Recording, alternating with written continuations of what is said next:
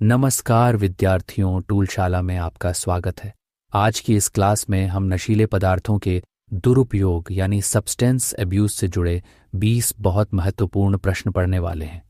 ये topic CET 2026, Rajasthan भर्ती परीक्षाओं, स्वास्थ्य शिक्षा, सामाजिक जागरूकता और सामान्य ज्ञान की दृष्टि से बहुत महत्वपूर्ण है।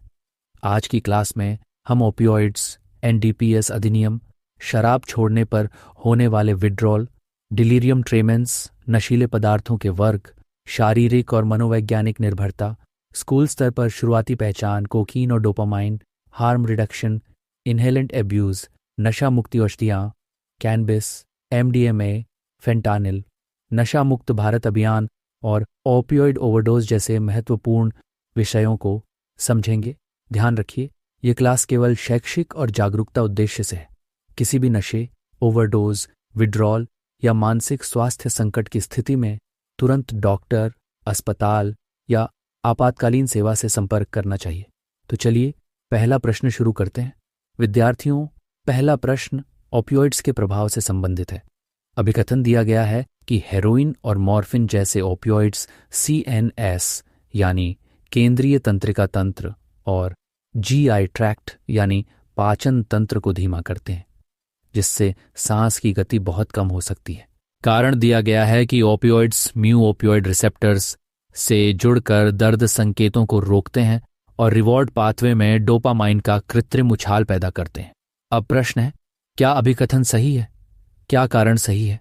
और क्या कारण अभिकथन की सही व्याख्या करता है? इसका सही उत्तर है विकल्प बी, अर्थात अभिकथन और कारण दोनों सही हैं, लेकिन कारण अभिकथन की सही व्याख्या नहीं करता। अब समझते हैं। ओपियोइड्स शरीर में दर्द कम करने का काम कर सकते हैं, लेकिन इनका दुरुपयोग बहुत खतरनाक होता है। ये केंद्रीय तंत्रिका तंत्र को धीमा करते हैं, व्यक्ति को बहुत अधिक नींद, सुस्ती और बेहोशी की स्थिति में ले जा सकते हैं। पाचन तंत्र भी धीमा हो सकता है, जिससे कब्ज जैसी समस्या हो सकती है। ओपियोइड्स म्यू ओपियोइड रिसेप्टर्स पर काम करते हैं। इससे दर्द संकेत कम होते हैं और डोपामाइन रिवॉर्ड सिस्टम सक्रिय होता है, जिससे व्यक्ति को आनंद या राहत का अनुभव हो सकता है। यही चीज नशे और निर्भरता का कारण बन सकती है। लेकिन सांस धीमी होने की सीधी वजह यह है कि ओपियोइड्स ब्रेनस्टेम के रेस्पिरेटरी सेंटर को कार्बन डाइऑक्साइड के प्रति कम संवेदनशील बना देते हैं। इसलिए व्यक्ति की सांस बहुत धीमी हो सकती है और ओवरडोज में सांस रुकना सबसे बड़ा खतरा बन जाता है। याद रखें, ओपियोइड्स CNS डिप्रेसेंट है। ओवरडोज में सबसे बड़ा खतरा रेस्पिरेटरी डिप्रेशन यानी सांस धीमी पड़ना है। अब दूसरा प्रश्न NDPS अधिनियम 1985 से संबंधित है। यह अधिनियम भारत में नशीले और मनोप्रभावी पदार्थों के नियंत्रण से जुड़ा महत्वपूर्ण कानून है। कथन दिए गए हैं। पहला, यह अधिनियम चिकित्सा और वैज्ञानिक उद्देश्य छोड़कर नारकोटिक ड्रग्स के उत्पादन, कब्जे, बिक्री, खरीद और परिवहन को प्रतिबंधित करता है। दूसरा, सजा केवल पकड़े गए व्यक्ति की उम्र पर निर्भर करती है। तीसरा, स्मॉल क्वांटिटी और कमर्शियल क्वांटिटी के आधार पर अलग अलग दंड तय है। चौथा, NCB इस अधिनियम के तहत राष्ट्रीय स्तर पर मुख्य प्रवर्तन एजेंसी है। सही उत्तर है विकल्प बी, अर्थात केवल कथन 1, 3 और 4 सही हैं। अब समझिए, NDPS एक्ट भारत में नशीले पदार्थों के अवैध उत्पादन, कब्जे, खरीद, बिक्री, परिवहन और तस्करी को नियंत्रित करने वाला कठोर कानून है। चिकित्सा और वैज्ञानिक उपयोग के लिए अलग नियम और अनुमति होती है। इस अधिनियम में सजा पदार्थ की मात्रा और अपराध की प्रकृति पर निर्भर करती है। इसमें स्मॉल क्वांटिटी, इंटरमीडिएट क्वांटिटी और कमर्शियल क्वांटिटी के अनुसार दंड अलग अलग हो सकता है। कथन 2 गलत है, क्योंकि सजा केवल व्यक्ति की उम्र पर निर्भर नहीं करती। उम्र के साथ साथ पदार्थ की मात्रा, अपराध का प्रकार और अन्य कानूनी स्थितियां भी देखी जाती हैं। NCB यानी नारकोटिक्स कंट्रोल ब्यूरो इस क्षेत्र में राष्ट्रीय स्तर पर महत्वपूर्ण प्रवर्तन एजेंसी है। याद रखें, NDPS में मात्रा बहुत महत्वपूर्ण है। स्मॉल क्वांटिटी और कमर्शियल क्वांटिटी के आधार पर दंड अलग हो सकता है। अब तीसरा प्रश्न शराब छोड़ने के बाद होने वाली गंभीर स्थिति से संबंधित है। स्थिति दी गई है कि 45 वर्षीय व्यक्ति 15 वर्षों से भारी मात्रा में शराब पी रहा था। वह अचानक शराब पूरी तरह छोड़ देता है। 48 से 72 घंटे बाद उसे बहुत पसीना, भ्रम, हेलुसिनेशन और हाथों में कंपन होने लगते हैं। प्रश्न है, यह स्थिति क्या है और क्या करना चाहिए? सही उत्तर है विकल्प बी, अर्थात यह डिलीरियम ट्रेमेंस है और इसमें तुरंत अस्पताल में देखभाल तथा डॉक्टर की निगरानी में बेंजोडाइजेपिन आधारित उपचार की जरूरत हो सकती है। अब समझिए, लंबे समय तक भारी शराब सेवन के बाद यदि व्यक्ति अचानक शराब बंद कर देता है तो शरीर में गंभीर विड्रॉल हो सकता है। शराब मस्तिष्क के रसायनों पर असर डालती है। लंबे समय तक सेवन से शरीर उसके अनुसार अभ्यस्त हो जाता है। जब शराब अचानक बंद होती है तो मस्तिष्क में असंतुलन पैदा हो सकता है। इसके कारण पसीना, बेचैनी, कंपन, भ्रम, हेलुसिनेशन और कभी-कभी दौरे भी हो सकते हैं। गंभीर अवस्था को डिलीरियम ट्रेमेंस कहा जाता है। ये कोई सामान्य मनोवैज्ञानिक कमजोरी नहीं है, बल्कि मेडिकल इमरजेंसी हो सकती है। ऐसे मरीज को अस्पताल में निगरानी, तरल पदार्थ, जीवन संकेतों की जांच और डॉक्टर द्वारा उपचार की आवश्यकता होती है। याद रखें, लंबे समय तक भारी शराब सेवन के बाद अचानक शराब छोड़ना खतरनाक हो सकता है। मेडिकल सुपरविजन जरूरी है। अब चौथा प्रश्न नशीले पदार्थों के वर्गों से संबंधित है। हमें पदार्थों के वर्ग और उनके उदाहरणों का सही मिलान करना है। सही उत्तर है विकल्प ए, अर्थात P2, Q tween, R Bong और S 4। अब समझते हैं, अवसादक यानी डिप्रेसेंट्स शरीर और दिमाग की गतिविधि को धीमा करते हैं। इनके उदाहरण हैं अल्प्राजोलम और बार्बिटूरेट्स। उद्दीपक यानी स्टिमुलेंट्स केंद्रीय तंत्रिका तंत्र को तेज करते हैं। इनके उदाहरण हैं कोकीन और मेथाम्फेटामाइन। मतिभ्रमकारी यानी हेलुसिनोजेंस व्यक्ति की धारणा, सोच और अनुभव को बदल सकते हैं। LSD इसका उदाहरण है। इनहेलेंट्स ऐसे वाष्पशील पदार्थ होते हैं जिन्हें सूंघकर नशा किया जाता है, जैसे थिनर, टोल्यूनी और डेंड्राइट जैसे उत्पाद। याद रखें, डिप्रेसेंट्स शरीर को धीमा करते हैं, स्टिमुलेंट्स शरीर और दिमाग को तेज करते हैं, हेलुसिनोजेंस भ्रम पैदा कर सकते हैं, इनहेलेंट्स सूंघकर दुरुपयोग किए जाने वाले वाष्पशील पदार्थ हैं। अब पांचवां प्रश्न निर्भरता यानी डिपेंडेंस से संबंधित है। कथन में बताया गया है कि लंबे समय तक ड्रग उपयोग करने पर शरीर उस पदार्थ का अभ्यस्त हो जाता है। ड्रग न मिलने पर ऐंठन, उल्टी या कंपन जैसे शारीरिक विड्रॉल हो सकते हैं। कुछ पदार्थ बहुत तीव्र मानसिक क्रेविंग भी पैदा करते हैं। निष्कर्ष है, पहला, शारीरिक निर्भरता में शरीर का आंतरिक संतुलन ड्रग पर निर्भर हो सकता है। दूसरा, मनोवैज्ञानिक निर्भरता कम खतरनाक होती है और बिना सहायता आसानी से छूट जाती है।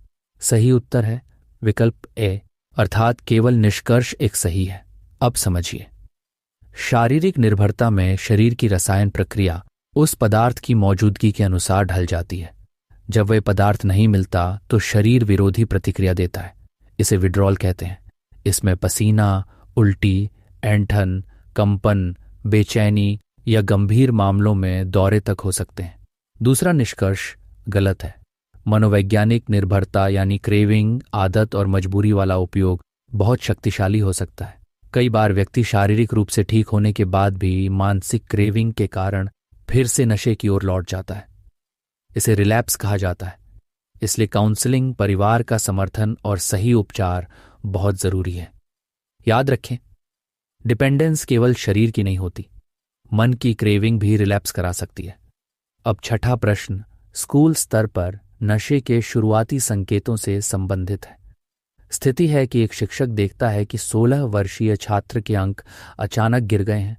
साफ सफाई खराब है, आंखें लाल रहती हैं और मूड तेजी से बदलता है। अब पूछा गया है कि अर्ली इंटरवेंशन के सिद्धांत के अनुसार शिक्षक का पहला सही कदम क्या होना चाहिए?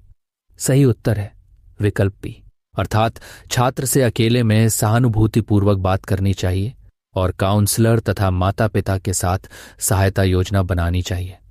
अब समझिए, किशोरों में अचानक अंक गिरना, साफ सफाई की अनदेखी, लाल आंखें, मूड स्विंग्स, अलग थलग रहना या व्यवहार में बदलाव, ये सभी नशे या मानसिक तनाव के संकेत हो सकते हैं। लेकिन इसका मतलब यह नहीं कि शिक्षक तुरंत बच्चे को अपराधी मान ले। पहला कदम दंड नहीं होना चाहिए, पूरी कक्षा के सामने डांटना, शर्मिंदा करना या तुरंत सस्पेंशन की मांग करना गलत है। इससे बच्चा और ज्यादा डर सकता है और मदद से दूर हो सकता है।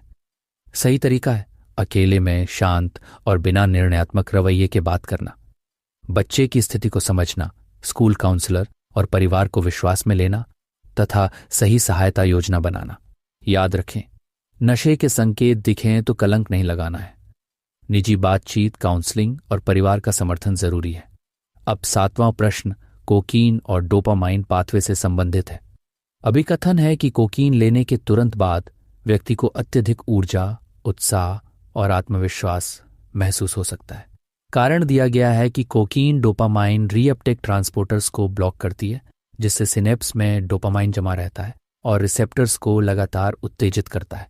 सही उत्तर है विकल्प ए, अर्थात अभिकथन और कारण दोनों सही हैं और कारण अभिकथन की सही व्याख्या करता है। अब समझिए, सामान्य स्थिति में डोपामाइन अपना काम करने के बाद न्यूरॉन में वापस चला जाता है। इसे रीअपटेक कहते हैं। कोकीन इस रीअपटेक प्रक्रिया को रोक देती है। इससे सिनेप्स में डोपामाइन ज्यादा समय तक बना रहता है। डोपामाइन रिवॉर्ड पाथवे को बार बार उत्तेजित करता है। इसी वजह से व्यक्ति को थोड़े समय के लिए ऊर्जा, उत्साह, आत्मविश्वास और अत्यधिक आनंद जैसा अनुभव हो सकता है। लेकिन यही प्रक्रिया कोकीन को बहुत अधिक लत लगाने वाला पदार्थ बनाती है। बार बार उपयोग से मस्तिष्क का प्राकृतिक रिवॉर्ड सिस्टम बिगड़ सकता है। याद रखें, कोकीन डोपामाइन रीअपटेक रोकती है, आनंद बढ़ता है, लेकिन एडिक्शन का खतरा भी बहुत बढ़ जाता है। अब 8वां प्रश्न हार्म रिडक्शन यानी नुकसान न्यूनीकरण रणनीति से संबंधित है। कथन है, पहला, इसका उद्देश्य जबरन तुरंत नशा छुड़ाना है। दूसरा, सिरिंज एक्सचेंज प्रोग्राम HIV और हेपेटाइटिस बी रोकने में मदद करते हैं। तीसरा, ओपियोइड रिप्लेसमेंट थेरेपी जैसे मेथाडोन इस रणनीति का हिस्सा हो सकती है। चौथा, ये रणनीति ड्रग से होने वाले नुकसान को व्यावहारिक तरीकों से कम करने पर जोर देती है। सही उत्तर है विकल्प बी, अर्थात केवल कथन 2, 3 और 4 सही हैं। अब समझिए, हार्म रिडक्शन यह मानता है कि हर व्यक्ति तुरंत नशा पूरी तरह बंद नहीं कर पाता।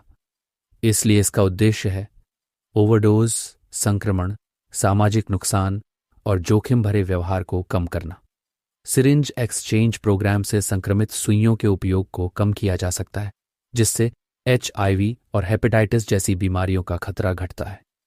मेथाडोन जैसी ओपियोइड रिप्लेसमेंट थेरेपी क्रेविंग्स और अनसेफ ड्रग यूज को कम करने में मदद कर सकती है, लेकिन ये डॉक्टर की निगरानी में ही होती है। कथन एक गलत है, क्योंकि हार्म रिडक्शन जबरन तुरंत नशा छुड़ाने पर आधारित नहीं है।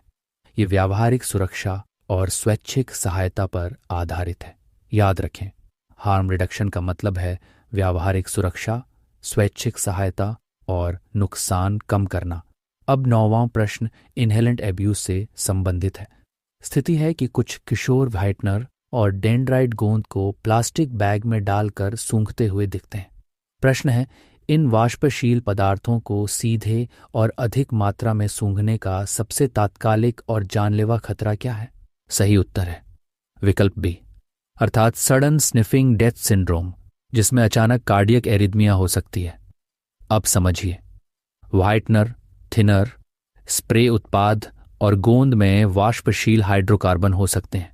इन्हें सूंघना दिमाग और हृदय दोनों के लिए बहुत खतरनाक है। सडन स्निफिंग डेथ सिंड्रोम में रसायन हृदय को एड्रेनालिन के प्रति अत्यधिक संवेदनशील बना सकते हैं।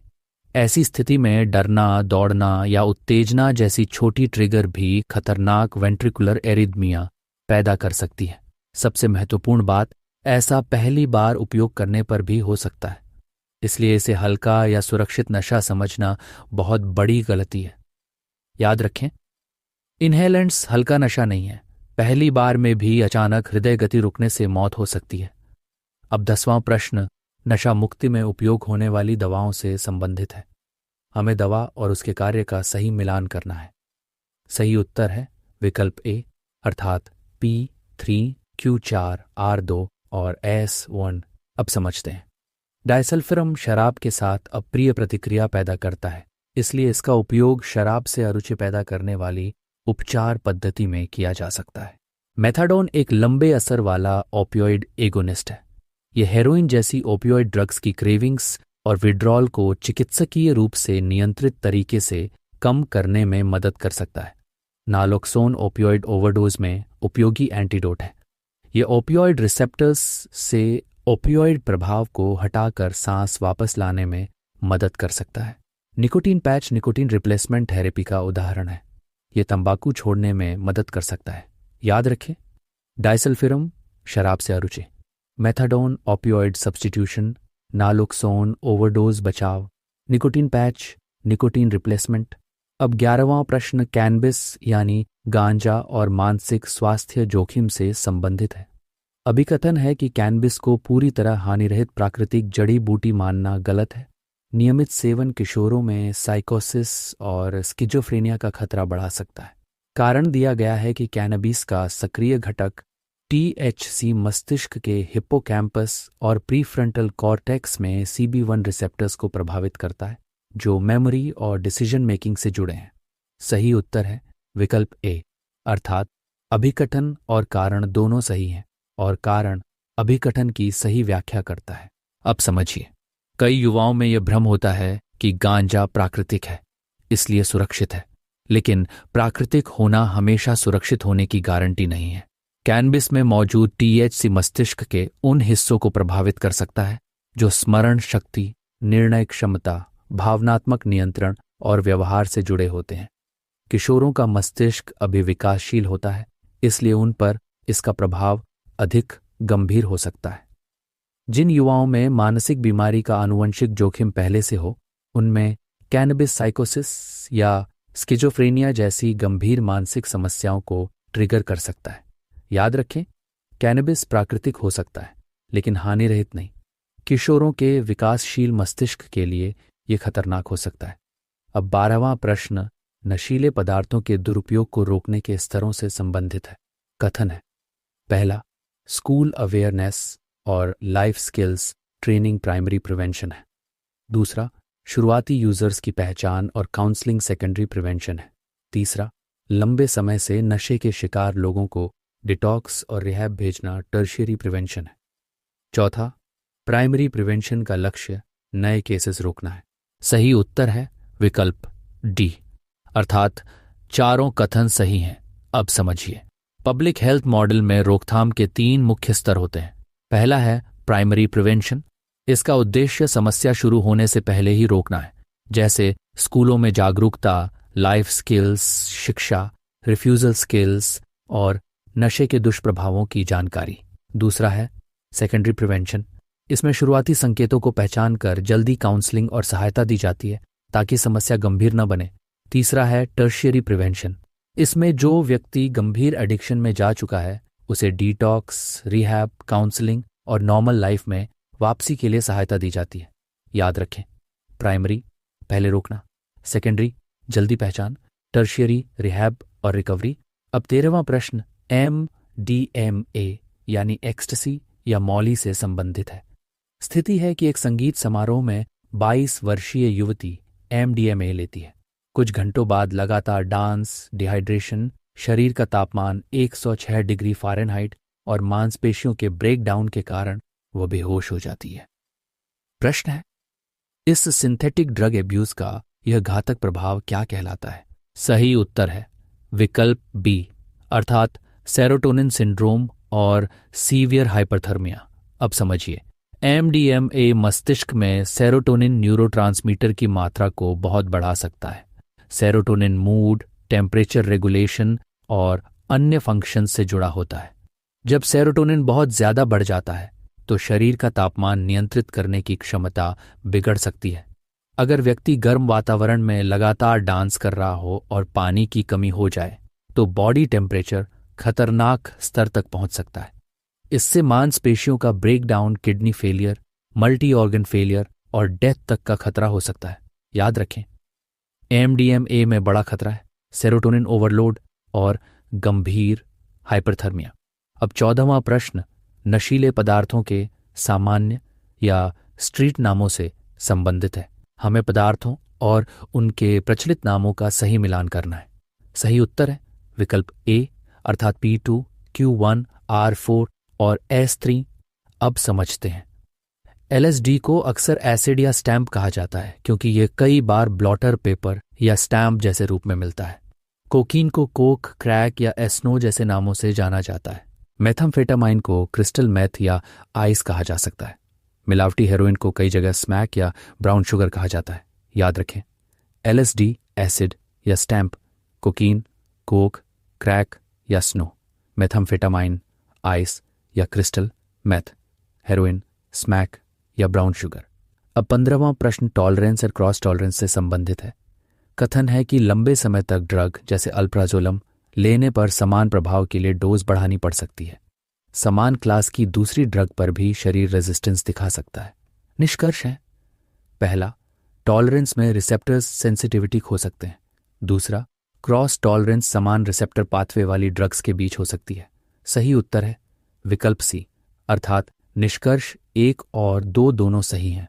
अब समझिए, टॉलरेंस में समय के साथ वही प्रभाव पाने के लिए अधिक मात्रा की जरूरत पड़ सकती है। ऐसा रिसेप्टर सेंसिटिविटी कम होने, ब्रेन अडेप्टेशन और लिवर मेटाबॉलिज्म में बदलाव के कारण हो सकता है। क्रॉस टॉलरेंस तब होती है जब 2 सब्सटेंसेस समान रिसेप्टर पाथवे पर प्रभाव डालते हैं। उदाहरण के लिए अल्कोहल और बेंजोडायज़ेपाइन्स दोनों गाबा सिस्टम से जुड़े हो सकते हैं। इसीलिए एक पदार्थ के प्रति टॉलरेंस दूसरे संबंधित पदार्थ पर भी असर दिखा सकती है। यह स्थिति खतरनाक है क्योंकि व्यक्ति डोज बढ़ाते बढ़ाते ओवरडोज के जोखिम में जा सकता है। याद रखें, टॉलरेंस मतलब समान प्रभाव के लिए डोज बढ़ना, क्रॉस टॉलरेंस मतलब समान पाथवे वाली ड्रग्स में रेजिस्टेंस। अब 16वां प्रश्न पीयर प्रेशर यानी साथियों के दबाव से संबंधित है। स्थिति है कि कॉलेज हॉस्टल में सीनियर्स एक छात्र पर सिगरेट और कैनबिस लेने का दबाव डालते हैं और कहते हैं, अगर नहीं करोगे तो ग्रुप का हिस्सा नहीं बनोगे। प्रश्न है कि प्रिवेंशन साइंस के अनुसार छात्र के लिए सबसे प्रभावी सेल्फ प्रोटेक्शन टेक्निक कौन सी है? सही उत्तर है विकल्प बी, अर्थात असर्टिव रिफ्यूजल स्किल्स, साफ नहीं कहना और वहां से हट जाना। अब समझिए, किशोरों और युवाओं में नशा शुरू होने का एक बड़ा कारण पीयर प्रेशर होता है। कई बार व्यक्ति ग्रुप एक्सेप्टेंस के लिए गलत चीज स्वीकार कर लेता है। लाइफ स्किल्स एजुकेशन में असर्टिवनेस सिखाया जाता है। इसका मतलब है बिना डर और बिना एग्रेशन के अपनी बात स्पष्ट कहना। सबसे अच्छा तरीका है आंखों में देखकर शांत और दृढ़ आवाज में नहीं कहना, कोई लंबा बहाना न बनाना और रिस्की ग्रुप या सिचुएशन से तुरंत दूर हो जाना। बहस, मारपीट, डर कर मान जाना या पढ़ाई छोड़ देना सही समाधान नहीं है। याद रखें, ये पीयर प्रेशर में सबसे मजबूत स्किल है साफ, शांत और दृढ़ नहीं कहना। अब 17वां प्रश्न फेंटानिल से संबंधित है। अभिकथन है कि फेंटानिल जैसे सिंथेटिक ओपियोइड्स के दुरुपयोग से होने वाली मौतें तेजी से बढ़ी हैं। कारण दिया गया है कि फेंटानिल मॉर्फिन से लगभग 50 से 100 गुना अधिक शक्तिशाली है। थोड़ी एक्स्ट्रा मात्रा भी सीवियर रेस्पिरेटरी डिप्रेशन करके मौत का कारण बन सकती है। सही उत्तर है विकल्प ए, अर्थात अभिकथन और कारण दोनों सही हैं और कारण अभिकथन की सही व्याख्या करता है।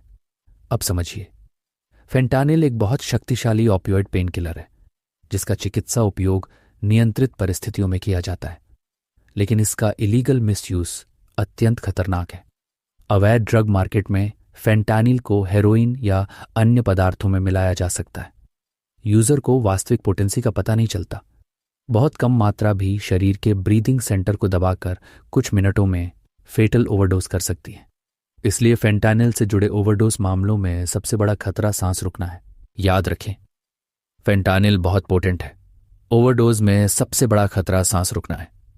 अब 18वां प्रश्न नशा मुक्त भारत अभियान से संबंधित है। कथन है, पहला, यह संवेदनशील जिलों में संस्थागत समर्थन और सामुदायिक भागीदारी से जागरूकता पर केंद्रित है। दूसरा, इसका फोकस केवल पुलिस द्वारा सप्लाई रिडक्शन है। तीसरा, इसमें यूथ, विमेन और एजुकेशनल इंस्टीट्यूशन स्टेक होल्डर्स हैं। चौथा, इसमें एडिक्ट्स की मैपिंग और रिहैब सेंटर्स की क्वालिटी सुधारना शामिल है। सही उत्तर है विकल्प बी, अर्थात केवल कथन 1, 3 और 4 सही हैं। अब समझिए, नशा मुक्त भारत अभियान का उद्देश्य केवल पुलिसिंग नहीं है, इसका मुख्य focus demand reduction, awareness, counselling, community participation और रिहैबिलिटेशन सपोर्ट पर है। इसमें युवा, महिलाएं, शैक्षणिक संस्थान, स्थानीय समुदाय और सामाजिक संस्थाएं महत्वपूर्ण स्टेक होल्डर्स हैं।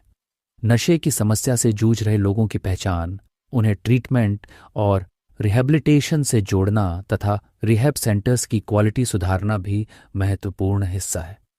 कथन 2 गलत है क्योंकि सप्लाई रिडक्शन एनफोर्समेंट एजेंसीज से जुड़ा विषय है, लेकिन यह अभियान केवल पुलिस एक्शन तक सीमित नहीं है। याद रखें, नशा मुक्त भारत अभियान का मतलब है जागरूकता, सामुदायिक समर्थन और रिहैबिलिटेशन। ये केवल पुलिसिंग नहीं है। अब 19वां प्रश्न ओपियोइड ओवरडोज के प्रमुख संकेतों से संबंधित है। स्थिति है कि एक व्यक्ति डीप कोमा में है। उसकी सांसें बहुत धीमी हैं, प्रति मिनट 6 से कम। प्यूपिल्स बहुत छोटी होकर पिन पॉइंट दिखाई दे रही हैं। प्रश्न है, कोमा, रेस्पिरेटरी डिप्रेशन और पिन पॉइंट प्यूपिल्स मिलकर किस ड्रग ओवरडोज को दर्शाते हैं? सही उत्तर है विकल्प बी, अर्थात ओपियोइड ओवरडोज ट्रायड। अब समझिए, ओपियोइड ओवरडोज में 3 क्लासिकल साइंस बहुत महत्वपूर्ण हैं: कोमा, स्लो ब्रीदिंग और पिन पॉइंट प्यूपिल्स। ये हेरोइन, मॉर्फिन, फेंटानिल या अन्य ओपियोइड्स के ओवरडोज में देखा जा सकता है। इसमें सबसे बड़ा खतरा रेस्पिरेटरी अरेस्ट यानी सांस रुकना है। ऐसी स्थिति में airway support, rescue breathing, oxygen और मेडिकल सेटिंग में नालोक्सोन की जरूरत हो सकती है। यह इमरजेंसी है और तुरंत चिकित्सा सहायता बुलानी चाहिए। याद रखें, कोमा, धीमी सांस और pin point pupils, opioid overdose suspect करें। अब 20वां और अंतिम प्रश्न नशीले पदार्थों की तस्करी और दुरुपयोग रोकने से जुड़े संस्थानों और उनकी भूमिकाओं से संबंधित है। हमें संस्थानों और उनकी भूमिका का सही मिलान करना है। सही उत्तर है विकल्प ए, अर्थात P2, Q, 3, R1 और S4। अब समझते हैं, UNODC यानी United Nations office on drugs and crime का मुख्यालय वियना में है और यह ड्रग्स तथा क्राइम से जुड़ी ग्लोबल रिसर्च, पॉलिसी और कोऑपरेशन में महत्वपूर्ण भूमिका निभाता है। INCB यानी इंटरनेशनल नारकोटिक्स कंट्रोल बोर्ड अंतर्राष्ट्रीय ड्रग कंट्रोल ट्रीटीज की मॉनिटरिंग से जुड़ा है। भारत में एनफोर्समेंट साइड गृह मंत्रालय और NCB से जुड़ी है। नशा मुक्ति, काउंसलिंग और रिहैबिलिटेशन पॉलिसीज सामाजिक न्याय और अधिकारिता मंत्रालय से संबंधित हैं। याद रखें, एनफोर्समेंट यानी प्रवर्तन, गृह मंत्रालय और NCB, रिहैबिलिटेशन यानी नशा मुक्ति और पुनर्वास, सामाजिक न्याय मंत्रालय।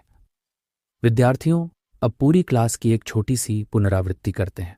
ओपियोइड्स केंद्रीय तंत्रिका तंत्र को धीमा करते हैं और ओवरडोज में सांस रुकना सबसे बड़ा खतरा होता है।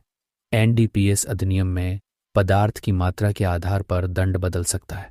लंबे समय तक शराब सेवन के बाद अचानक शराब छोड़ने पर डिलीरियम ट्रेमेंस जैसी खतरनाक स्थिति हो सकती है। डिप्रेसेंट्स शरीर को धीमा करते हैं, स्टिमुलेंट्स तेज करते हैं और हेलुसिनोजेंस धारणा बदल सकते हैं। डिपेंडेंस केवल शारीरिक नहीं होती, मानसिक क्रेविंग भी बहुत शक्तिशाली होती है।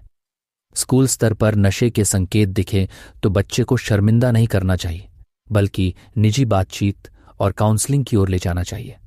कोकीन डोपामाइन रीअपटेक रोकती है, जिससे प्लेजर और एडिक्शन रिस्क दोनों बढ़ते हैं। हार्म रिडक्शन जबरन नशा छुड़ाने के बजाय नुकसान कम करने की व्यावहारिक रणनीति है। इनहेलेंट्स पहली बार में भी सडन कार्डियक डेथ कर सकते हैं। डाइसल्फिरम शराब से अरुचि, methadone opioid substitution, naloxone overdose rescue और निकोटीन पैच निकोटीन रिप्लेसमेंट में उपयोगी है। कैनबिस प्राकृतिक हो सकता है लेकिन हानिरहित नहीं, खासकर किशोरों के विकासशील मस्तिष्क के लिए। रोकथाम के 3 स्तर हैं: प्राइमरी, सेकेंडरी और टर्शियरी। MDMA में सेरोटोनिन ओवरलोड और गंभीर हाइपरथर्मिया जानलेवा हो सकते हैं। LSD को एसिड या स्टैम्प, कोकीन को कोक या स्नो, मेथाम्फेटामाइन को आइस और हेरोइन को स्मैक या ब्राउन शुगर कहा जा सकता है। टॉलरेंस में समान प्रभाव के लिए मात्रा बढ़ती है और क्रॉस टॉलरेंस समान पाथवे वाली ड्रग्स में हो सकती है। पीयर प्रेशर में सबसे मजबूत स्किल है साफ, शांत और दृढ़ नहीं कहना। फेंटानिल बहुत शक्तिशाली है और ओवरडोज में सांस रुकना सबसे बड़ा खतरा है। नशा मुक्त भारत अभियान जागरूकता, कम्युनिटी सपोर्ट और रिहेबिलिटेशन पर केंद्रित है। ओपियोइड ओवरडोज में कोमा, स्लो ब्रीदिंग और पिन पॉइंट प्यूपिल्स प्रमुख संकेत हैं।